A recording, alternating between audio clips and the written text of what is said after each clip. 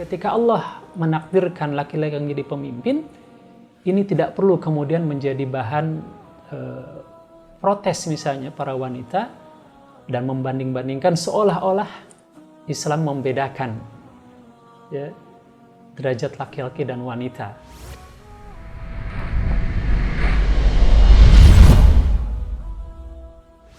Maka memang kebiasaan manusia seringkali membanding-bandingkan ya, kewajiban terutama antar laki-laki dan wanita. Terlebih-lebih lagi kalau sekarang dipengaruhi oleh pemahaman kesetaraan gender misalnya, sehingga selalu kemudian dibanding-bandingkan antara kewajiban-kewajiban yang Allah sudah tetapkan bagi laki-laki maupun bagi perempuan, atau bagi suami dan istri. Dan ini sudah Allah singgung di dalam Quran surat An-Nisa ayat yang ke-32. Dan janganlah kamu iri hati terhadap apa yang dikaruniakan Allah kepada sebagian kamu lebih banyak dari sebagian yang lain. Karena bagi laki-laki ada bagian dari apa yang mereka usahakan. Dan bagi wanita juga ada bagian dari apa yang mereka usahakan. Dan mohonlah kepada Allah sebagian dari karunia-Nya, sesungguhnya Allah Maha mengetahui segala sesuatu. Jadi sesungguhnya Allah Maha mengetahui segala sesuatu, apa yang terbaik buat laki-laki dan apa yang terbaik buat perempuan.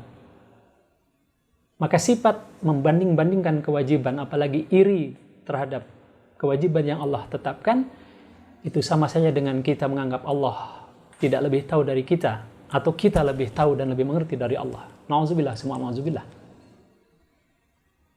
Ini perlu saya hantarkan dulu sebelum masuk ke poin surat An-Nisa ayat ke-34, yakni ar-rijalu qawwamuna 'alan nisa. Bahwa laki-laki adalah qawwam, adalah pemimpin, yakni diberikan kekuasaan untuk mengatur wanita, yakni istrinya. Qawam, yakni pemimpin dalam arti dialah yang bertanggung jawab untuk meluruskan, menjaga istri-istrinya agar senantiasa berada di jalur Allah Subhanahu wa taala, menjalankan kewajiban-kewajibannya dan meninggalkan hal-hal yang dilarang oleh Allah Subhanahu wa taala. Dan atas hal ini suami, yakni laki-laki, diberikan hak termasuk melarang wanitanya atau istrinya untuk keluar rumah misalnya. Jadi posisi ini sebenarnya adalah posisi yang Allah berikan kepada laki-laki menjadi penanggung jawab penuh atas rumah tangganya agar berjalan sesuai dengan koridor syariat Islam. Karena secara umum interaksi antara suami dengan istri itu ada dua hal.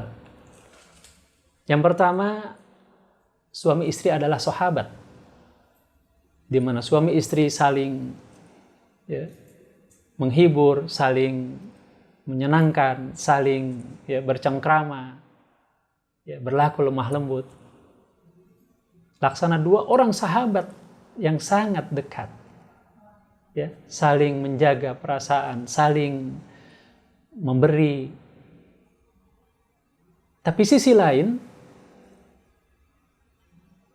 Allah menjadikan dalam konteks menjalankan kehidupan rumah tangga itu, suamilah yang Allah angkat menjadi pemimpin di dalam rumah tangga itu. Maka dalam konteks inilah seorang istri wajib mentaati suaminya ketika suaminya dalam posisi sebagai pemimpin rumah tangga, tentu dalam perkara-perkara yang tidak melanggar perintah Allah dan Rasul-Nya. Karena ada batasan dari Rasulullah SAW, la ta'ata li makhlukin fi ma'siyatil khaliq.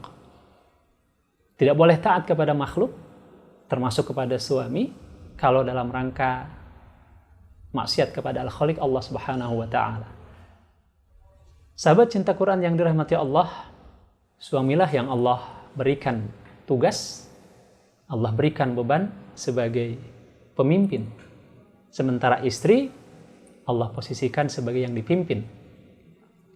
Karena tentu secara sunatullah dalam kehidupan apapun, kalau tidak ada yang memimpin, tidak akan ada yang mengarahkan, tidak akan ada yang mengambil keputusan, tidak akan ada yang menjaga ya agar tetap dalam koridor Allah Subhanahu wa taala.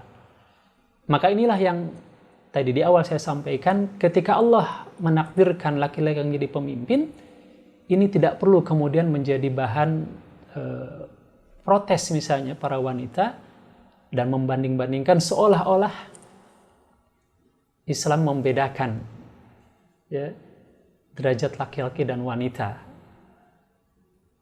Ini sikap yang pertama yang harus kita miliki, yakni sami'na wa ta'na terhadap apapun yang Allah tetapkan untuk kita, dan pasti itu adalah kebaikan untuk kita.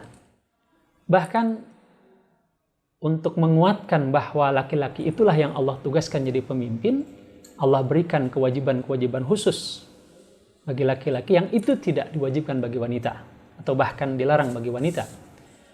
Misalnya, laki-laki itu dibolehkan, bahkan diwajibkan menjadi pemimpin ya sebuah kekuasaan atau pemerintahan, sementara wanita tidak.